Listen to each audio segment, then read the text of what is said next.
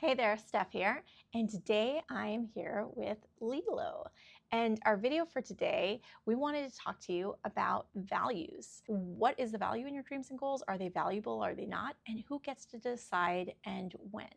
Now, I think this is really important because really thinking this through can help you really line up those projects and challenges that most align with you and ensure that you live a life that looks and feels truly like you. So let's dig in. All right, so let's start with when is something valuable and who gets to decide. So for this, I'm just going to tell a very quick untrue story, but it's based on tons of true stories that we hear all the time. So I'm making this up. Let's just say that my grandmother left me a really nice desk and I've had it for many years. And at this point, I'm just going to sell it. So I decided to do a garage sale and sell it for $5. And then one person sees it and they're like, oh my gosh, I'll pay you $50. So they buy it and they run out with it, very excited. And the next day, I see on the news that there was a desk that was sold for $250,000, an antique desk. And the person who sold it was so excited, and they say that they bought it at a garage sale for only $50. And I realized that it was my grandmother's old desk. Here's my question for you. When was that desk valuable? Was it valuable when I owned it? Was it valuable when my grandmother owned it? The truth is, it was valuable the entire time. The challenge was that none of us saw it.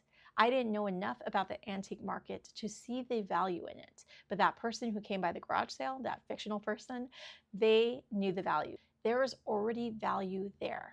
It is already embedded in the dream or goal. But it's now about positioning it in the right environment for the right person to come along and see it. And that last piece is extremely important. And for this, I want to share just one more story. This one actually is a true story. Many years ago, my best friend and I saw this author who we loved was going to come and do a talk. And we were both ecstatic. The moment we saw it, we both were like, we're totally in. No matter what it costs, we're in. So we bought tickets and we attended.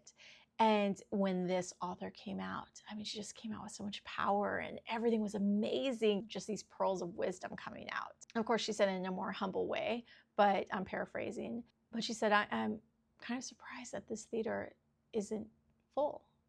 And it was either that the word didn't get out far enough or people didn't see the opportunity. I know you might be thinking like, well, who's this author? She thinks she can fill a theater. Of course she can, because the author we heard speak was Maya Angelou. And yeah, I just remember thinking like, yeah, it is kind of crazy that a theater wouldn't be packed for her. And so I don't know if they didn't market the event enough, or if they marketed it to the wrong audience, which is also very possible. People who just were not familiar with Maya Angelou, or they didn't understand the significance or the huge opportunity it was to sit there and hear her speak. But for whatever reason, the theater wasn't packed. There were lots of people there, but it wasn't packed to the brim. But here's my point. Was her talk any less valuable? No, of course not. It was so extremely valuable and impactful to me as a person, regardless if I was the only person in the entire theater or if the theater was packed with standing room only. It did not make a difference. It was valuable because it already was inherently valuable. And this brings me to when the world values our goals and our dreams. And the world values our dreams and goals when they see the end result. They don't care about the process. They don't care about the steps to get there. They care about the end result. When you have a New York Times bestselling book, when you hit your dream goal of weight loss and it's something that they can be impressed by, or when you sell a painting, or when you get a job doing dueling pianos and people are like, I had no idea you could play piano. That's when they're impressed. The value is seen in the end result, where for us individually, I think we need to see the value in the process as well. Because when we're thinking about accolades, sure, it's the end result. When we're thinking about self-development and growth, that's really the process. In the process is when we gain all those valuable skills that will carry us through when we are successful. These are things like our faith, our belief systems, our resilience, our curiosity, our ability to ask very good questions, and growth.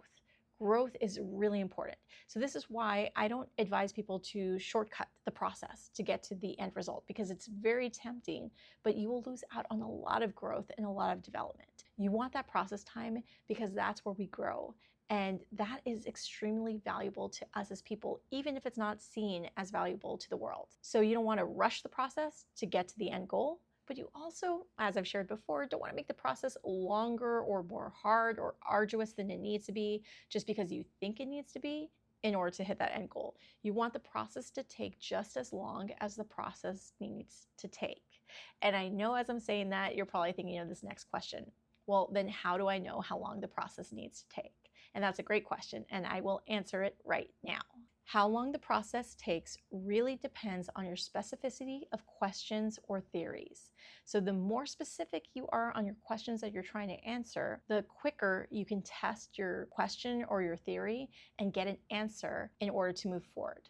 And this is why in the Crayon Playbook membership, we do challenges, short sprints and challenges, because what we're doing essentially is taking this process that can sometimes be long to get to your end goal, and we're breaking it up into very specific challenges that answer questions for us along the way. Today, I'm an executive producer in the entertainment industry, but before I broke into the industry, I didn't know much about it. I didn't know enough about the details and the specifics to be super clear on the path I wanted to take. And because of that, it took me a while. I had to break into the industry, but then I also had to learn a lot and figure out a lot and take in a lot of information before I could start to get more and more specific.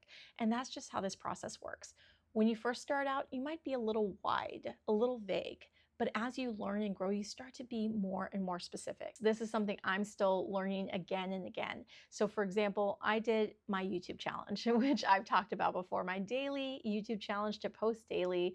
I had 2 criteria that I was going by, which now just, it blows my mind because it was way too vague. It was way too broad. I didn't know what I didn't know. So if you go back to my day 1 of this challenge, you'll see that I was really just going by 2 criteria. One was the Jim Rohn quote, "If you change, everything will change for you," which again, I love that quote, but very vague, that I was using YouTube as a way to change. And I have changed, and I'll talk more about this in my video tomorrow, which is my day 40 of this daily video challenge. But I have changed in some really good ways, but also some not so great ways, which I've shared before. These books, these are my books that I want to read. I haven't really cracked into them as much as I would like to.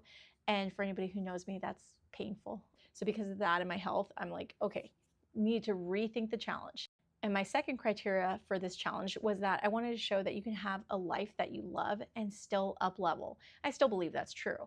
But again, that wasn't super specific to YouTube because you can challenge yourself in a million ways. Now, knowing what I know with YouTube, I could have been way more specific as far as, is this challenge to get better with thumbnails? Is it to get better with titles? Like, I wasn't very specific about those things because I just wasn't thinking YouTube. I was thinking personal development. So essentially what it comes down to is the more vague you are, a lot of times the longer and more effort it'll take to figure it out. But as you start to go through it, you can come up from each challenge and be much more specific on the next one. All right, so let's make this actionable for you. You are truly valuable as a person. There's 64 trillion chromosome combinations to make up a human, and you ended up being it. You ended up being the one that gets to live in this world and have this experience. So that in itself is extremely valuable. And also your dreams and goals are valuable, even if people don't see it yet, because that's the way this world functions. They wait till the end result before they will give you accolades and see the value. But you know the value.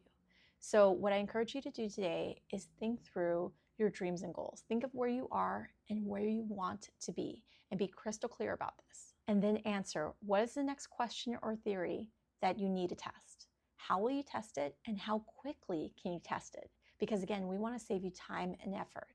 Make that question as specific as possible and the deadline as tight as possible. And if you want support as you go through your journey, you can fill out the Google link below. In there, you can sign up for our free newsletter or sign up to get more information on the Crayon Playbook membership, where we're becoming who we want to be, one messy, playful sprint at a time. All right, that's it for today, and I'll see you on the next video. See ya.